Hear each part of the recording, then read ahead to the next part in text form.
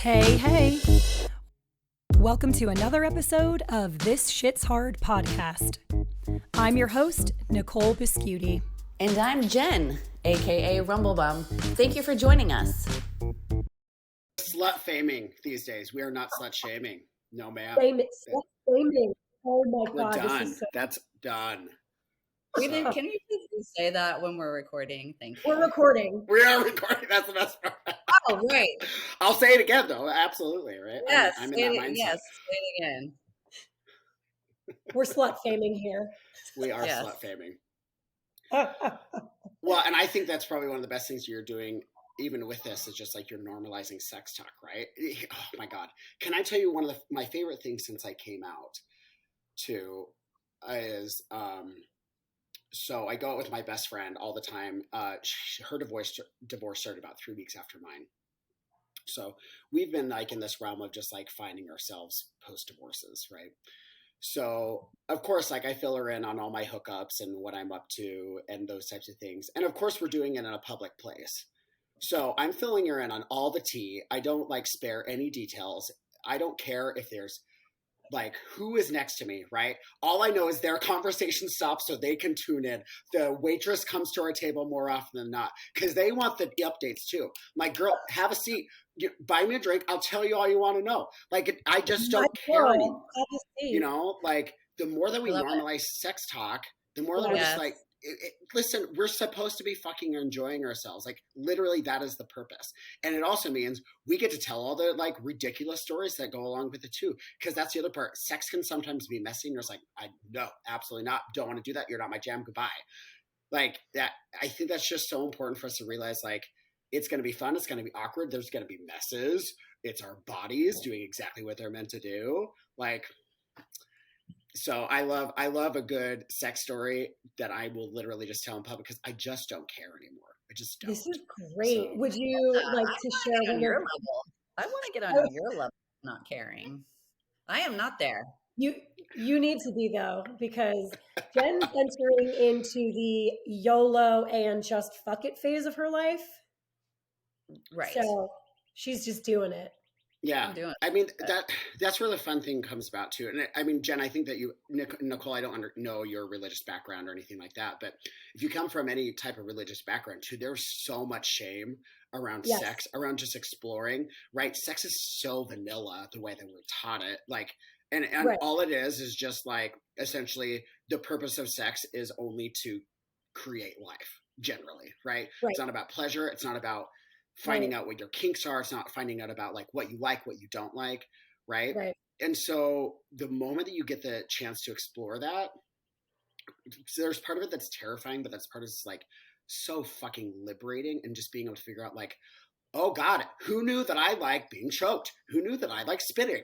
Who knew that I liked like this? Like, I didn't know that I liked daddies. I also didn't know I liked being a daddy. You know what I mean? Like I did not realize the types of things that I liked until I was able to experience it. And then there was something I was like, ooh, no, I never want to do that again. Like, absolutely not. Like hard no. Am I glad I tried? Yes. But I don't like how I felt. And then beyond that, you learn about consent. You learn about boundaries. You learn about communicating from the get-go. Here are things that I like. Here are things that I don't like. Here are things I'm willing to try. This is off limits, right? What type of healthy relationship is that when you know what you like and you can communicate that? So that moves not only inside of sex, that moves into like the rest of your fucking life, and that you know how to establish boundaries around what you're comfortable with and what you're not. Like sex has so many other things to teach us outside of that. So it's fun and being in a slut phase because you get to figure out that, and it's amazing that how that liberation moves you into liberation in so many other areas too. Here's my problem, Zach. Here's my problem. My problem is called emotions. Can confirm this Enneagram 2 is not okay. She's not. That is my problem. Is emotions ruin my life. Yeah. And if I try to just do whatever, my emotions are like, hi. Yeah. Relatedly, I fall for men who are either already in relationships or live nowhere near me, right? Unavailable. Exactly, because I think that's also a safety mechanism, right? Because Yep, they're like, it is, absolutely. because then there's a commitment, but there's not, right? Like I already know how it's not going to work, so I it's almost like I'm attracted to that because I already know that it's not going to work out. They're the Right? Also, safest bet because they but- can't hurt you because you can't get too close. Yes. right. This is a pattern in a lot of people, though. Like I think It a was my lot of pattern for years. for Oh, going you're super unavailable and will never wind up in a serious, committed relationship with me. Let me emotionally get attached to you. 1,000%. Yes. That's exactly Great. what it is. Love that Ugh. for us. Just kidding. situationship, and then we fall right into the situationship. Yes. No, Yeah. that's exactly what it is. And yeah, don't worry. I've had many a conversation with my therapist about this idea too. And for me, it's also hard because I'm assuming I know that we're recording. So who knows where this is at in the podcast. If we're just leading into this because no one has any context on who I am, but here we are. Right. But, I came out as gay a year and a half ago, if we're giving any context. So I was married for 9 years to a woman. I grew up Mormon. I didn't have the opportunity to explore any part of who I was because of Mormonism, right? I wasn't allowed to explore sex as a whole because sex in general is so shame-based within Mormonism where you can't explore a goddamn thing until you're married. And even then there's limitations on what you do and what you can't do. Right. And then, and Mormonism is a highly homophobic religion. I was told and I was convinced, I was promised that the more obedient I was, that if I married a woman, that if I had a kid, the gay parts of me would go away. Right. So here I am when I came out a year and a half ago, 37 years old in Lincoln, Nebraska, not the primest places to be a gay man. I wouldn't the think slightest, right? I mean, like I've joked about this before on other podcasts. Like I'm a Nebraska 10, right? You put me in some place like Denver, I'm like a 4, right? like no ma'am. It's just a different standard here, and there just aren't that many of us either. Well, there aren't that many open because trust me, there are plenty on the down low because we live in a conservative state where people are. Right. So. That's been one of the harder parts is like finding someone who I can connect with, knowing that I've had all these other experiences. Also, who would be willing to let me figure my shit out as this is going on. To be honest with you, I don't know if I believe in monogamy anymore. I don't know if I even want to be married again, but also I need some time to figure that out. Doesn't mean that I don't want a relationship, but for me, it would be important to be able to have communication about I want to be with you, but I also I want time to be able to figure out this new part of myself out too. Like I miss having someone to do things with, like a partner, but also I would want that opportunity and to also give them the opportunity to be able to figure out themselves still. Just because they've been at it longer possibly doesn't mean that they're not entitled to that ability to figure themselves out. So I'm just in this weird spot in coming out as gay and not a prime place to do that. Right. In a place that I'm going to be here probably at least until my daughter is 18, right. At the bare minimum. And how old is she? She's 2.5. So we're here at least another 16 years. Yes. Yeah. And so sometimes I think if there are not those options here, what makes it harder is, am I going to have to outsource to get someone to come here, and because that's what it's looking like. But I have to remember too, I was also that person who came out later in life, and I know I'm not the only one. I know that that's not the case. The number of gay men that I met that came out after being married to a woman, after having kids, the number of gay ex-Mormon men divorced that I've met is out of this world. And this is one of the big things that I've learned is I was talking to a close friend about this. My story, it's really not that special. And that's not downplaying that, what I do and what I've accomplished and everything that I've been through isn't special, that it hasn't been traumatic, that it hasn't been inspiring to other people. But it's so common, actually. It's just not talked about. People don't realize the big consequences of these types of struggles, that religion, that Christianity, that like just homophobia in general, that our society is like placed with these mediocre white men making decisions when they're the ones like fucking men on the down low, right? Because they can't accept that themselves either. There's so much self-loathing and self-hatred in that. And so that's why anytime someone asked me to get on a podcast or anything like that, I was like, yes, absolutely. Because the thing is, like, I want to normalize how this is super prevalent actually, and how harmful it is. Because to be honest with you, the trajectory of where things were going, if there was a strong possibility that I would not be alive right now, because I just saw ending my life as being one of the only possibilities that I had, as long as I was still in the closet, right? Because I haven't been able to have that opportunity to be who I was. And knowing that that's the case, like, that creates such a place of just loneliness, of complete isolation, of feeling like you are living for everyone else's happiness but your own. And that's an impossible place to put yourself in. Yep. Totally relate to that with, as we talked about before, that Zach and I have in common is I am not coming from a Mormon background, but evangelical background. And the evangelicals right now are really on a roll in America. They are on a roll. They are on one.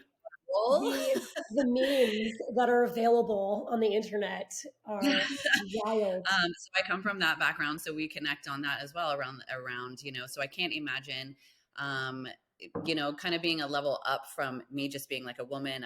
My ex was a pastor, but and I felt suppressed and I felt shamed and I felt, coming from an abusive relationship. And so, but being a man and then being gay on top of it, and then being forced to marry and told, oh, Jesus, like we had in evangelical world, the camps or whatever they're called, where you're like, oh, you can just send your kid to this camp. I forget what they're called. Conversion therapy camps. Conversion therapy. And kids would kill themselves pretty much because of it. And, then I knew of people that would like just say, oh, just give a fake testimony in church and, say that Jesus changed you, and you're not gay anymore. And, then a couple of years later, of course, they come out and they're still gay. Right. So, the isolation, like you're saying, I can't imagine, so real. And it's completely understandable that you would like go down that road, because, I went down the same road too, just, being a woman. So I think that being a man and then being gay adds an extra layer of like even more isolation. I think one of the biggest things that I've learned as well is, especially just in life in general, but especially within a religious context, we can't compare the religious trauma and spiritual abuse that we have, because look at how women are so, like, I had the privilege of at least being a man, right? I still had privilege, right? Imagine being a woman who's silenced, who can't wear pants to church, who really is forced to bow down to the will of their husband, right? In Mormonism, in the temple, people don't talk about like what the promises that you're made and that you make in a Mormon temple, but a woman has to raise their hand, bow their head, and like say that they submit to the will of their husband. That's a promise that they have to make before God, quote unquote. And then I think it's true that I have a friend that we all know that, is coming out of, in the past 2 years, right. Coming out of Mormonism, right. and just starting to talk about it a little bit. But also, she was saying that women, say if you want to get divorced, like you can't really get remarried again if you're a woman. Yeah, but men can. Yeah, it's right. It's wild. And so like, I think one of the big things too is it's been really interesting over this last year and a half, especially after I came out, it was, I recognize what transpired, that I could have handled this a lot differently. Right. I ended up impacting my ex-wife substantially. Like the harm that was caused, and the way that I know that she felt misled, and the way that honestly that I did, because I was convinced that I could become straight. Right. And there's dishonesty there. Absolutely. The harm that I caused it is something that I will never be able to fully forgive myself of. And I understand, you know, the harm that is there. And so I want to acknowledge that harm, first of all. And I think even beyond that, I was also put in an impossible predicament as well. Like, there is so much nuance in what transpired in my life. And so that's where even with that, I have to acknowledge the predicament that I was in. I'm really glad that you said that, because people, sorry to interrupt you, Zach, No, but please. people don't give themselves enough grace for dealing with, you know, you just said how badly you felt, again, once again, for someone else. Yes. Because you are so programmed to feel for other people before you feel for yourself. Mm-hmm. So I'm glad that you're at least at a place in your life and in this healing journey, which we are all on, where Right. Jen and I like to say we're healed and healing. Mm-hmm. Yes. At least you're at a place where you can offer yourself a little bit of grace and understand that you were in a nearly impossible position. Right. And there's no manual for that. There's no manual for, like, you know, I could say the same thing even about, like, my marriage. You know, I caused a lot of harm too. Yes.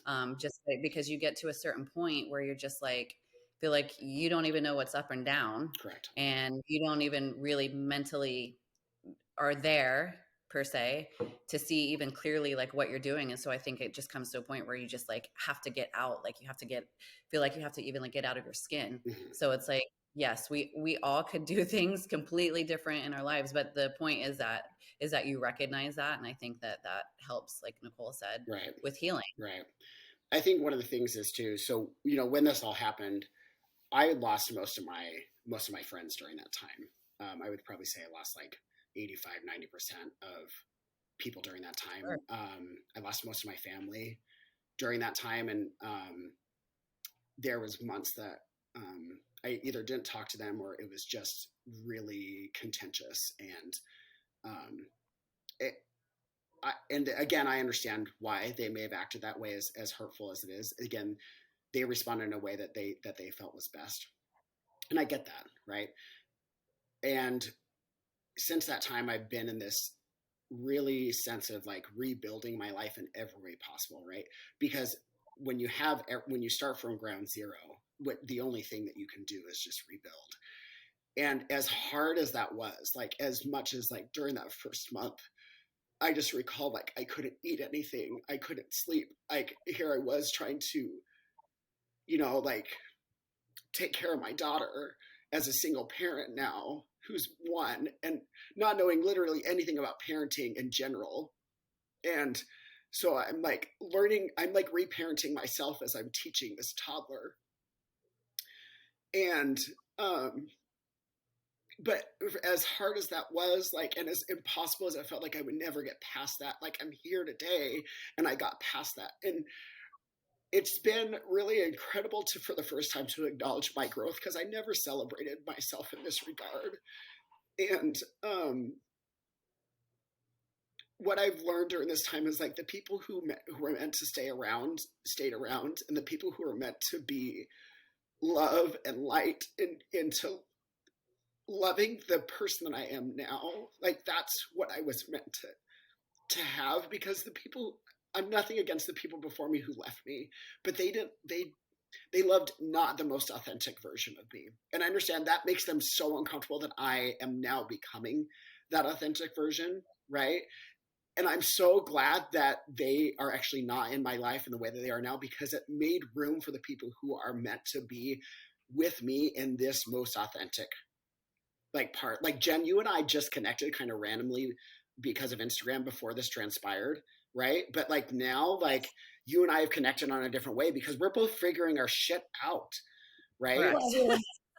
and then that's how I connected with you, Nicole, is like we're all just like we're literally here we are like much later in life than what we expected, figuring it out.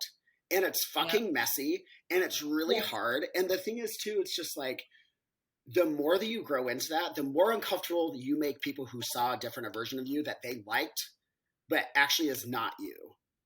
And I know that I've changed, and guess what? I'm so glad that I have, and I know that people don't know how to respond to me because of that change. Right. They don't. And that's okay, because what has been really incredible to me is over this last year and a half, as I've done that, you know, getting messages or having people come up to me and saying like, what you've done has allowed me to do exactly what you have done. And it's like shown me that I can have the courage to do that. It's given me permission to do that. The number of men that I know have been closeted had told me, you know, have been married with kids and have said, you inspired me to finally have this conversation with my wife. You know, and I don't know where that's at, or to have a conversation about how Mormonism is harmful and how I can't be in the church anymore, or to just like acknowledge that I'm gay or bi or queer or any one of those things. Like, this is why it's impossible. It's impossible to acknowledge all the nuance, but the parts that resonate with people, it's so necessary to be able to share that, right? No one's going to know the mess completely that has come in my life this last year and a half, and everything leading up to that, right? There's so much context, and I fucked up a lot of things. Absolutely. I am human. I made a lot of mistakes. I am not without blame in any of this, but none of us are without blame at any point in time. But the more that we acknowledge that, like, we're encouraging people to just like fucking do the hard shit and just be messy about it, and realize that like we can't look at things black and white in this regard, because it's just going to be a fucking mess. That is correct. See, that is well, we celebrate you. Thank you. We do. While you're celebrating yourself, we Yep. celebrate you, because you are doing the hard shit, just like we're trying to do the hard shit, and not pretending like everything's okay. And not pretending like we have our shit together, because we do not have our shit together. As Nicole and I cry on the phone every other day together. Well, when I have mentee bees, Yes. and I'm sitting on the front porch of Nicole's mother's house, sobbing my ass off, and her mother comes outside to find me, Kiki, shout out, and just holds me when no one's around. We don't have our shit together. So yes, you should be extremely proud of yourself, celebrate yourself, because the reason we tell our stories, the reason we're here, the reason we're doing this podcast is because of people like you. And we need more men speaking up, and we need more men showing emotion. We need more men to lead the way in being vulnerable. And I think that's starting to happen, but you're one of those men that are leading the way and helping other people along the way too. And so we celebrate you for that. You know, I just had a couple weeks ago somebody say to me, I feel like all you talk about is your story. Why can't you just get over it? Just get over it. It feels like you're just not over it. And I was like, you didn't tell me that. I'm always going to tell my story, always. And I was like, there's a difference between not being over something and wanting to help women and other people in domestic violence situations. Yes. And so there's always going to be people out there that don't know why you're doing what you're doing, think that you're just doing it for attention, et cetera. And you just have to and move forward. I wish you would have told me about that, because I would have crafted a nice little response for you. But in the public relations world, we call your story, Jen, and your story, Zach, what we refer to it as evergreen, meaning you can talk about that shit from beginning to end, front to back, and then all over again. You can literally talk about this all of the time because it's always relevant. Yes. That's why they call it evergreen. Yeah. And so keep telling your story, Jen. Keep telling your story. I'm absolutely. Because I know that's why we have this podcast. And Zach, you and I spoke offline, but shout out to my man, Steven. He said, please tell your gay Mormon friend that I said hello. Ex-Mormon friend. Hello. Ex-Mormon gay friend that he says hello. And I only bring that up to say, you have already made an impact by me sharing a very brief overview of who you are to my straight mans. He's like, I want to learn more. I can't wait for this episode. So imagine what your impact is going to be on people who are in your shoes, who are there. That's literally why we're doing this, to share. And it takes a lot of courage to do that. Well, thank you. Yes. And so we always appreciate you Thank sharing you. your stories and Yes. of your grief and your pain. And we always love you sharing sex stories as well. Oh, yeah. You know, I think, Whoa. yeah, it's interesting that you say that, where you're just like, we want the grief, we want the sex stories, we want the whole bit. Like, I'm here for it. Like, I'm crying, and yeah, I just shed like the saddest tears just now, you know what I mean? Like, because this is one of the things that I realized is I haven't known grief in the way that I've known grief the last year and a half. Like, I thought that I knew grief because from the time I was essentially born until I was 37, I thought that I knew what that was, because I cannot tell you there wasn't a day in my life where I thought that ending my life was a good option. Right. I always thought, because I was gay, because I was attracted to men, that was the best option. Like, I remember having that feeling when I was a child. And I thought that that's what grief was. And then when you have your whole life turned upside down and you built this illusion of what you thought was supposed to happen and realize that it wasn't for you. And I know what pain is over this last year and a half, but I have never felt joy in the way that I have because of the grief that I felt. And as much as I hate the grief, I hate it. I am just so glad that I experienced this, because it means that I get to understand what the polar opposite of that is. I have never felt so fulfilled. I've never felt such a connection with myself because of that, because I've been at the depths of like feeling just so broken. But it also means that I've started to build myself up and realizing that I'm not the broken one anymore. Like, I have been built in a systematic culture that caused me to tell me that I was broken. And when you get to rebuild that, and you get to say, you don't have power over me anymore, you don't have authority over me anymore, I get to love me just as I fucking am. And fuck you for telling me otherwise, ever.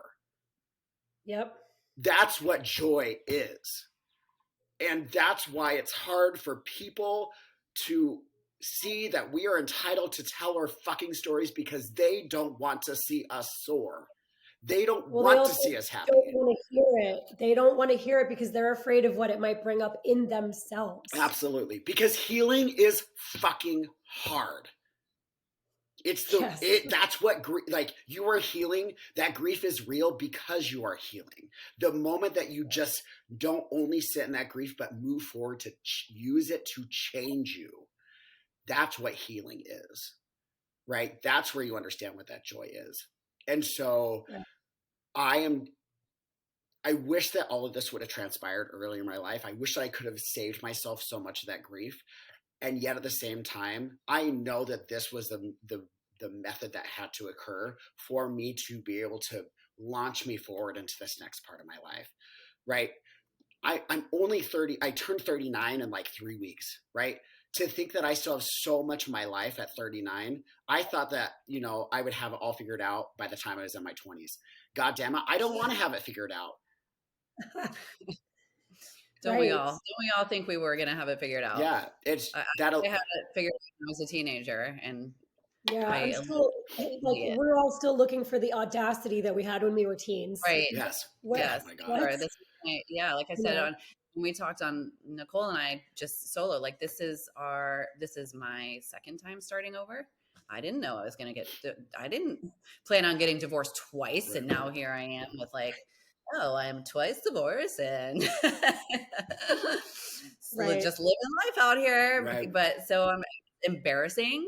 It's like, I still feel shame about it. So I'm still working through that process. But yeah, so I'm like, I guess we really might never, ever have life actually figured out. And there is actually no number of times that you might have to start over, that life says, this is the only number of times you're going to have to start over. And now I've kind of let myself go in that freedom of like, I don't know how many times I'm going to have to start over. I might be rebuilding again right now from zero again, but I might have to start over again. Right. There's just no guarantees. Yes. And what I like about that is, well, first, Zach, what you just described, feeling like extreme pain but extreme joy, that's what we refer to as like living to the corners. Like we are living to the absolute corners of life. I love that. And with you, Jen, with what you just said, yeah, sure, we probably will have to start over. But every time your learning curve gets smaller and shorter. I am so proud of We hope. you. Thank God. Well, we can only hope, right? And you put something on your Instagram story today about the lessons that we receive are the ones that we receive over and over again are the ones that we needed to feel until the pain is so severe and so unbearable that we have no other option but to change the pattern that we ourselves create. Yep. And so you are doing that, and I'm seeing you do that in a lot of aspects of your life. So, bitch, you doing a good job. Amen. Congratulations. Amen. Snaps. And I am seeing that your learning curve is shorter and smaller and easier, and you're noticing things and you're noticing patterns and you're noticing how you feel, how your energy shifts with a certain scenario or person or situation. And you're like, no, I've been here before. I'm not going any further. Pivot. That damn pattern. Pivot. Right. Pivot. It's so interesting that you mentioned that too, because like it's curious to see the people that I also just follow on Instagram and in general. You can generally kind of tell what they're going through, and then you can also, even without knowing, and seeing where they're in that redirect, where they're figuring their shit out, and where they're leaning into the right like the authentic, the right version of them, right? So I'm privy, Jen, to like knowing what's kind of going on in your life because we're friends, right? But I think even as an outsider, I'd just be like, girl is doing something and she's figuring some shit out, right? And she's finding some connection, and I know she's in a messy phase, but she's figuring her shit out, right? And you can even kind of like gather that that's what's transpiring.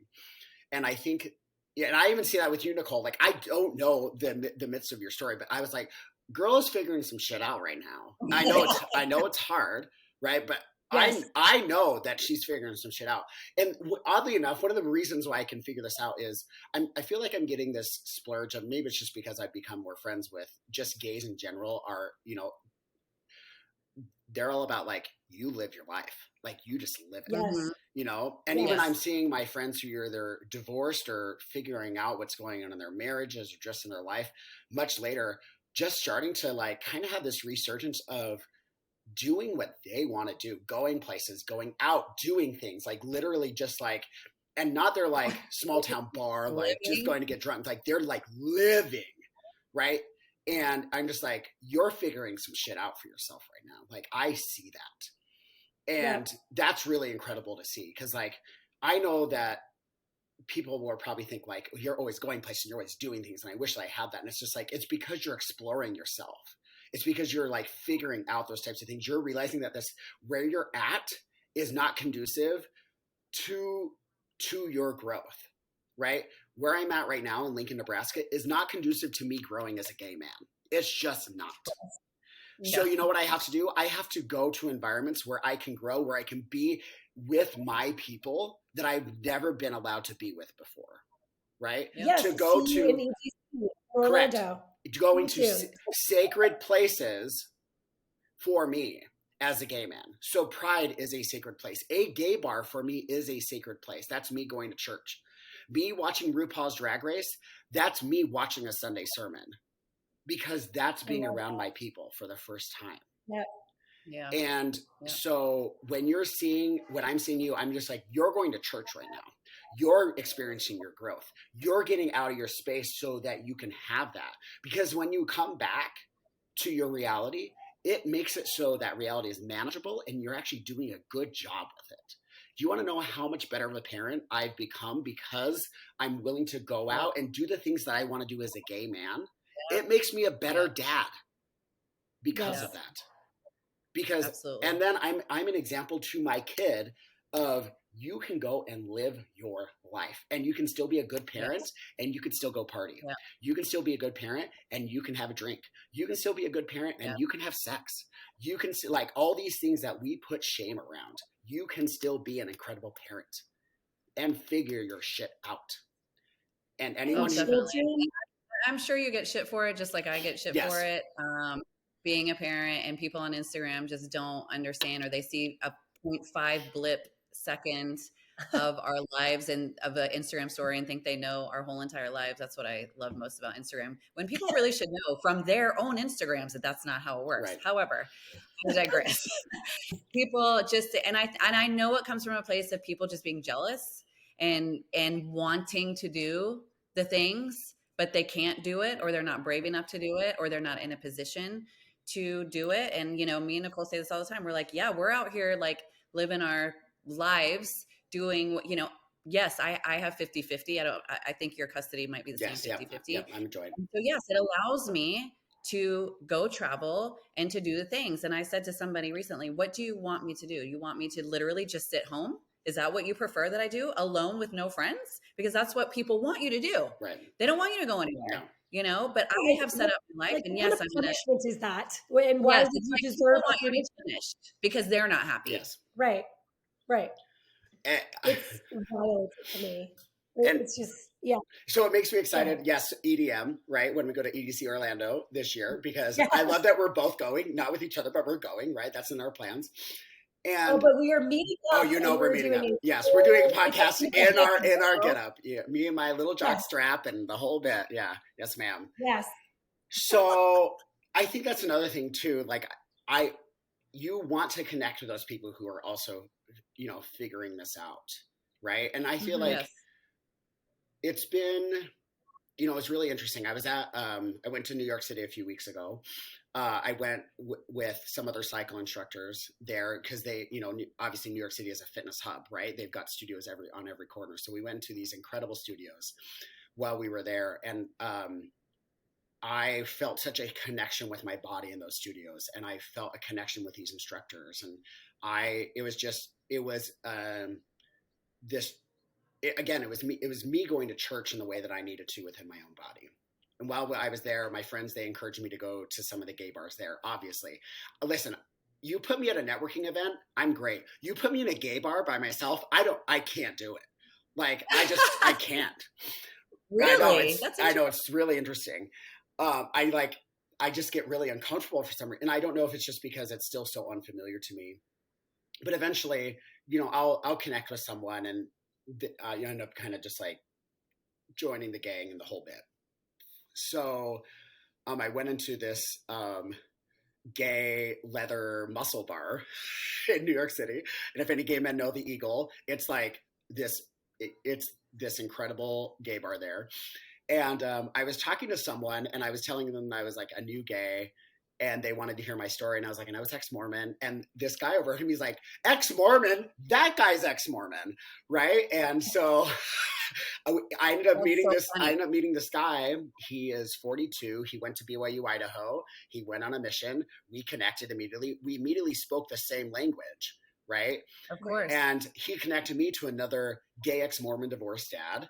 And oh my God, it's unreal. And I found out they went to a conversion therapy camp together in their 30s. Oh, in their 30s.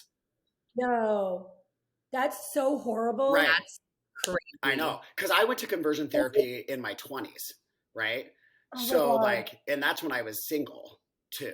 So like the fact that this harm is like, you know, happening and That's so traumatic. it is super traumatic. I did not know that you also went to a conversion therapy. Can we just like Yeah, no, we can. Yeah, we can. So when you came out of conversion therapy, how did that like go for you, or what were you like thinking, or like or feeling? Or Also, for clarity, conversion therapy is basically like sending you to camp to change who you are. Is that correct? So I didn't go to a camp. I went to a conversion therapist though. So there's like, this is how I like to think. Yes, a camp is like, it would be like concentrate, right? Like it would be like coffee concentrate, right? It would be trying to do all the work in like a week long or a month long thing, right? going to just a conversion therapist, that's just like regular coffee, right? It's prolonging the nightmare, right? They're both devastating regardless, right? Because it wasn't like it was a hit for a week or a month or what have you to get the gay out of me. It was, I was going every week to try to change this part of myself, right? This is so terrible. This is literally like putting you in like a traumatic situation regularly. Like, yeah, my nervous. If I had to get in a car to drive to this conversion therapist, I would start having a physical and mental reaction to it as soon as I was on the way there. Yeah, I'll tell you a story about that, and I'm following this. But so I started seeing one when I was in college. The first time that I came out to someone was in my 20s. Was the first time I told an ecclesiastical leader that I was attracted to men. And that's when I started to see a conversion therapist that was either paid for by the church, or it was when I was at BYU, because I went to BYU in Utah. And it was free therapy, right? Great, free therapy to ruin my life, right? And to go see a therapist that I now pay hundreds of dollars for to undo the harm that they did. And my conversion therapist is still a practicing therapist at BYU. So this is not ended. This continues. No, absolutely not. It's still in the evangelical world. And this is again why I am vocal about being ex-Mormon, about being gay. You know, I was even on a podcast called the Queer Athlete Podcast, where it was talking to a lot of current and former BYU athletes about their experience. And, you know, the host asked me, like, would you tell someone to go to BYU in this? And I just said, absolutely not. Like, so much of the course of my life would have changed if not for BYU. Right. But I can't do anything about that now. But, you know, that only pressed it further. So, yeah, that time it really was, that was just, hold on real quick. What during that time, I'm going to talk while I'm finding these. So, I was just told essentially that the gay parts of me would go away. Maybe I got rid of them. I don't think that I did. Oh, here they are. So here are some of the books that I was given. You Don't Have to Be Gay. Wow. Hope and Freedom for Males Struggling with Homosexuality, or for those who know for someone who is. Resolving Homosexual Problems. I can't believe you kept these books. Yeah, because I wanted this to be a reminder. Homosexuality, Symptoms and Free Agency. These are books that I was given by my therapist. And in them, they talk about how you can change and how it's a choice, and or that God has obviously entrusted you with this like really hard thing in your life. And if you become more masculine, like literally, if you do more masculine things, if you hang out with more masculine men, if you do those things, and then if you go on dates with women, if you have a kid, those types of things, that it's going to, and if you're more obedient, if you pray more, if you fast more, if you like volunteer more of your time and your energy, right? So that's what I was doing this whole time. I'm using all of my energy right now. All of it. Right. All of it. So prime example, when I was in law school, so I graduated from BYU and I went to law school in Nebraska. That's what brought me here. To add really the complexity to this, one of the reasons why I chose where I went to law school, this Creighton in Omaha, was they had a really high LDS population. My first year and a half, the bishop or the leader of my congregation was one of the deans of the law school. My second year and a half, the leader of my congregation, the bishop, was one of my professors at the law school. So these people that I had to confess my sins to were also the people teaching me about evidence and torts, and also had a say in what was going on in my academic career and ultimately in my professional life, right? So talk about a major mix up of all these things. It really was. Yeah. And my second bishop knew that I was gay. I never said that I was gay, but he knew that I was attracted to men. And during that time, I was also, everyone has a calling, everyone has a responsibility. It's voluntary, quote unquote, but you're expected to do it, right? So I was putting so much energy into, I was the ward mission leader, meaning I helped the full-time missionaries, the ones that were called to serve, the 19, 20-year-olds. I was helping them with their missionary work.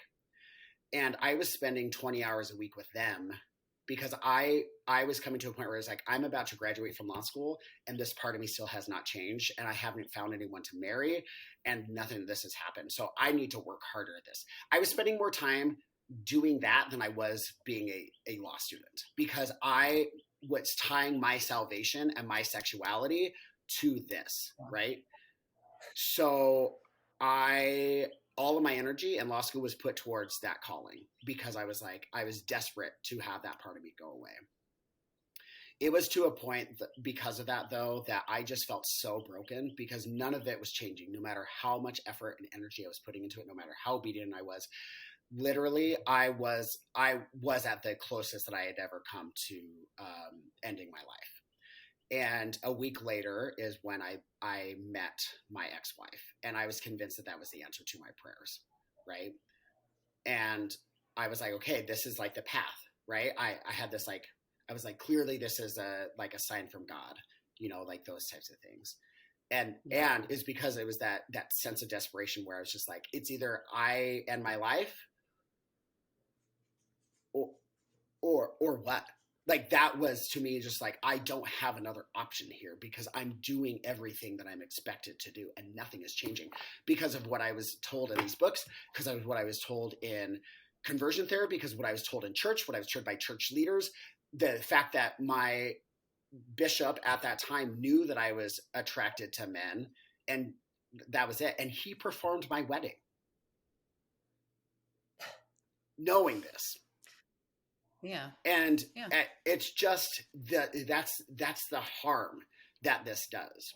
And it's really interesting too, where you mentioned like going to therapy, getting there. A few years ago, right. I in the pandemic, or I would say in like 2016, I would go back to see my parents and my family once a year.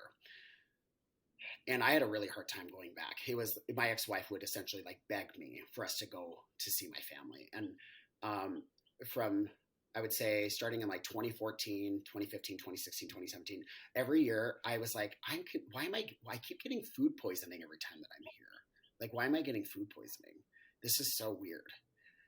I finally, by like 2018, 2019, I realized, I'm not getting food poisoning. I'm having a traumatic response to being in my childhood home, surrounded by this environment where I wasn't allowed to be myself, not only within my home, but within Mormonism, within this community where I did not feel safe, where my nervous system was just sky high. It just was through the roof. So one time, the last time I went to go visit my family was literally 2 weeks before the pandemic hit. And I decided to go with my resignation letter to the Mormon church and just I wrote it, I had it ready to go, and I put it in my bag. And I wanted to use that as me taking power and realizing, is what's going on here? Is this actually a traumatic experience? And that was the first time that I didn't get quote unquote food poisoning. That was the first time I didn't get sick while I was there. And when I got home the next day, I mailed that letter and I resigned from the Mormon church because I realized how much of a harm it was doing to me. And that was the moment where really things really did start to change. And I think because the pandemic did force me to have so much isolation, to really be with myself, to be really uncomfortable with myself. And so many people changed during that. And the pandemic was, I think, a giant push for everyone to force them to sit with themselves. Absolutely. Yes, and a lot of relationships that needed to ended as a result of the pandemic because you were also forced to sit in your partner's energy very close because you couldn't avoid it with going to work for too many hours of the day and going on trips to drinking on vacation to numb all of your feelings. That if you listen to your body, which you did, Zach, your body will give you very clear signals of what's happening, in an exterior and interior kind of situation, if you listen. And that's why people get stress responses like arthritis even. And that's one of my personal experiences, that the things that need to cleanse come up and out. And you see those manifest in your own physical body sometimes. And that's why you were getting sick. Yes. You were literally having a visceral bodily reaction to the stress. Yeah. And that's just wild. I think maybe this is also when I can tell when people are really starting to have changes is like, I see this with both of you because I know you like EDM, right? I know you like going to these events. I know that you both like movement, and you're like, the way that I have felt connected to my body this last, especially 8 months, has completely changed because, you know, I became a cycle instructor. At the same time I got into cycling is when I started to train, become a cycle instructor. I've never felt a connection with my body more than when I'm on a bike with a really good instructor, listening to incredible music, because it's riding to a beat, right? It's connecting to that movement, right? Yep. So then when you get into EDM, like how much that connects you, your body, your mind, your spirit, because of those beats, because of that building momentum, because of that going down, the way that like, even it helps regulate your heartbeat. It regulates your thoughts, right? And people still don't understand. No. People who have never been don't understand. They think we're just like crazy. Yes. They don't understand. And then you add movement and being around other people and connecting that energy together, right? Again, that's why it's church. It's the same thing as church. Yes, that's exactly what it is. Yes. That's exactly like you are literally in church in that moment. Yes, it's the same thing as church in the evangelical world when people are doing worship and everyone's saying it's all just energy. It's all just energy. It's all emotion. Yes. It's the same thing. And so that's what I love is like you can tell when people are using movement, music, motion to get in tune. That it means that they're starting to pay attention, that they can listen to their bodies for the first time, right? And honestly, that's what sex is. Like you are listening to your body, to what you like. You are sharing energy with someone. You have, whether or not you have romantic, if there's anything that I've learned is chemistry is chemistry and energy is energy, right? The amount of romantic energy that I've had with a person I'm probably never gonna have sex with again. And yet I've never felt more connected to that person in that moment. And it's beautiful. And it's like this emotional experience where I'm like, I feel like I'm going to cry and I'm about to have an orgasm, right?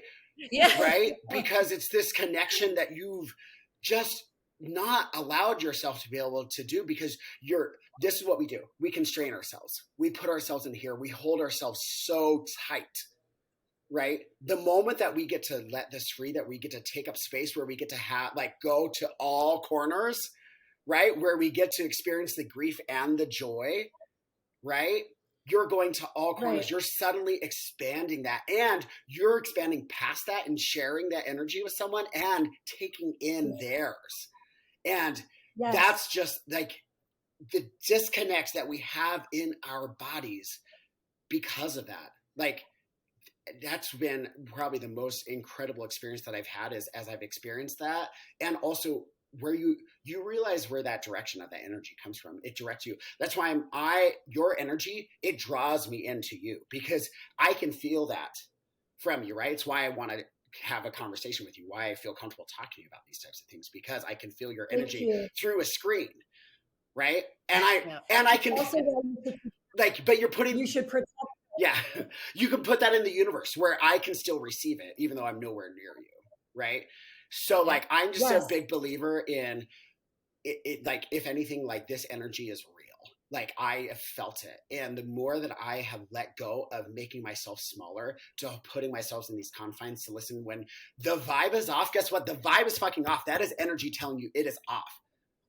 Right. That's right. Like, that's a real thing. That's not paranoia. It is a real thing. And that is your body. Like, it is responding to that energy. So that's when you feel like that energy is there and you feel connected to it, lean into that. Find ways to be able to do that, whether if it is with music or movement or whatever that is that like it means to you. Yeah. right?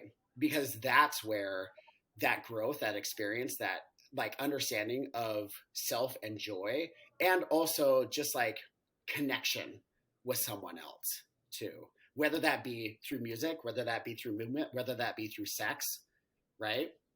So that's why there's no use in slut shaming and only slut faming, because in reality, Only is the word yeah, of the day.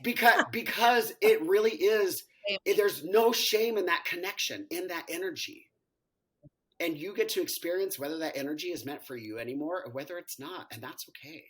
So I don't know. I'm just like, Thank no, you for you're that, welcome. Zach. Actually, Yeah. it's making me think myself about some things right now. So Yeah. thank It you. should, because, and I say this to Jen all the time, like, be protective and be stingy about who you give your energy to, because that is an energetic exchange that we cannot afford to make a bad call on. We can't. Your energy is so powerful. It's part of your soul. It's part of your spirit. If you're sharing that with someone, you better make damn well sure that what you get back is of equal or greater value. Yes.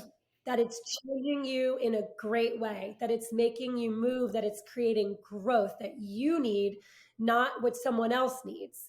So then you're moving together Yes. in that same way. Because Yeah. and it doesn't mean that Right. once you gave someone access to that energy that they're entitled to that access anymore. And you know what? It's going to be Correct. fucking hard to create that boundary.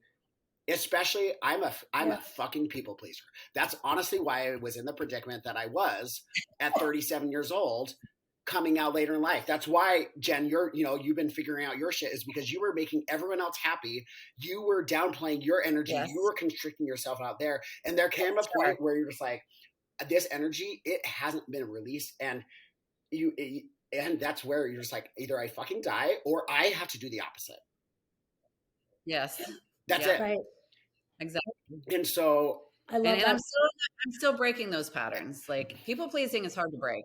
Well, we are forever. I mean, we're Forever, yeah. forever a work in progress, and that's Yeah. fine. yeah. Absolutely. So speaking of work in progress, Zach, because we only have a few more minutes before you need to Yeah, we're good. get going, we have revamped our questions that because we've recorded with you before. Yes. Okay, so we've taken some suggestions. You're welcome, Jen. I'm not going to talk to him about toilet paper today. So we have a couple of questions that are more lighthearted to wrap us up. Please. And we probably can guess some of what your answers will be. But I see you drinking Topo Chico and Coca-Cola. So what is your morning routine, and what are your go-to morning beverages? Yeah. Morning routine. Morning routine. So it kind of depends on the day, but since I am a cycle instructor, I teach 2 early morning classes a week. So I'm usually up at about 5, because I'm also not a morning person at all. But I have to be a hype queen for us, like teaching a cycle class, right? So I try to be up at, Very important. I know, I try to be up at 5 so I can have 2 cups of coffee, so I can get something in me, and then, get to the studio and I teach my 45 to 60 minute class. And then I get home, I try to get some breakfast down, and then I work from home about 80% of the time as an attorney. That's my full-time job. And I'm usually anywhere between 6 or 7 hours of just dedicating a lot of my energy towards that. And then I'll check emails or do any other things throughout the day past that time frame. So my morning routine is mostly just getting my workout in, generally teaching it. And some of those nights I also have my daughter, so that kind of changes things. But you will always find me, my first cup of coffee always has to be hot coffee, always. But if I have any coffee after that, it's always going to be iced coffee, because I'm a gay, right? That's just with a lot of ice, and you shake it. Yes. But you almost always find me with 3 beverages at any point in time. So yes, Topo Chico, usually a Diet Coke or a Coke Zero, right? Always at least the emotional support water bottle, right? So I've always got 3 beverages at my disposal, Yes. Usually 2 of them are caffeinated in some way, but yeah, that's. I look forward to tagging you in my beverage setup later next week with my laptop, my books, my journal, and then the 14 beverages that I also enjoy. Yeah, you can't have one. It's too boring. You have to have a variety. No. Yeah. I have this. I have my Stanley cup. I have a random plastic cup of could be from Aria leftover, just sitting here. Princess cup, whatever. Absolutely. But can we also just take a moment for your nails? Because the fact that your nails are way better than I know Nicole's and mine. For sure. Thank you for that.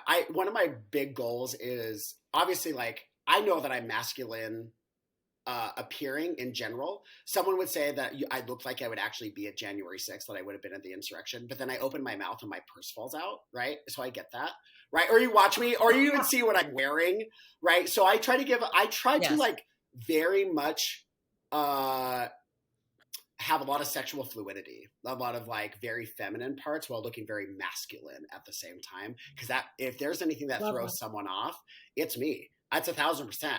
And the thing is, I totally love my vibe. I love my style. I love my nails. I love my piercings. I love my tattoos.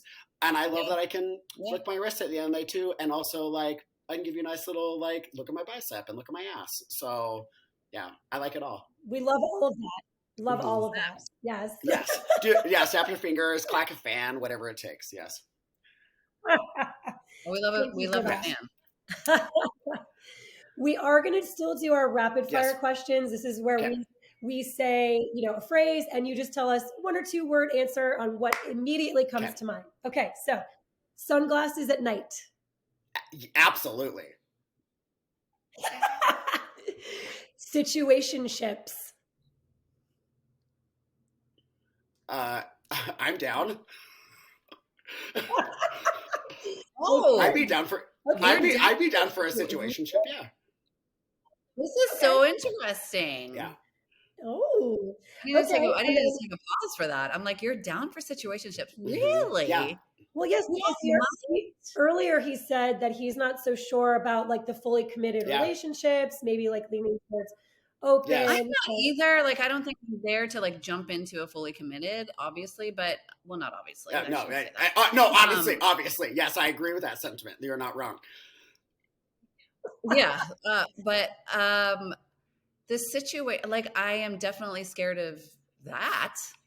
Because of emotions, again, I feel yes, and that's also where I think it would have to be with very established boundaries, which again, I'm glad that I'm figuring out what those are, because I think that situationships and open relationships are appropriate as long as there are boundaries in place to be able to say this is okay. So what would be your boundary for a situationship? I think it would be communicating if it's going to be who you're involved with, and not necessarily getting the okay, but just hey, I'm planning on doing this with this person, or a lot of gay couples that I've been with that are in a relationship, they have the boundary that they only play together, or that the other person can play, and there's and then I don't know what the boundaries are within that, but they don't always have to communicate that to me though, right? But I can tell when an open relationship has established those boundaries, because they're generally pretty clear about what they are or are not willing to do if I become involved. Okay. And so, yeah. So going back to communication. Right? Yes, absolutely. I think that's the biggest key if you get into a situationship, is just that the communication is there. Sure. So yes, that's why I'm for it. Yeah. Okay, cool. We only have 2 more phrases. We already know the answer to these, but we have to say them because festivals. Oh, fuck yeah. Sign me up. Let's go. Yeah, let's work. Yes. See you there. And international travel. When I have the money, you know that I'm there. Yes, absolutely. Definitely coming on a trip with us. We already know this. Absolutely. I know. Jen, we need to figure out some sort of sponsorship program so that we can bring our favorite guests with us on our upcoming trips. Because Zach, we need you to come to Costa Rica with us. Yeah, I know. I was just thinking that. I know. Yeah. Well, we're gonna sign off on our mantra, which Jen will hop in when and if she remembers it. But this is very you, and you embody our mantra, which is We are happy, we are healthy, we are wealthy, and we are smoke shows. I know that part. Of course, that's the one. That's the one that Jen remembers. That we're smoke shows. Absolutely, I'm here for that. No, I love that. That's too good. Oh. And we are now. We might have to add, and we are slut. We are slut faming. Yes. The era of slut shaming is just done. Absolutely not. No, we're not doing that anymore. Agree. So. Zach, thank you so much for giving us all of your time this morning. It was very generous energy and emotion. We know it takes a lot to talk about this. It is an energy drain. And so we do appreciate you so much for speaking out and up always. Thank you so much. You are both the best on lights, and thank you for sharing your energy into space with me today. So. This has been great.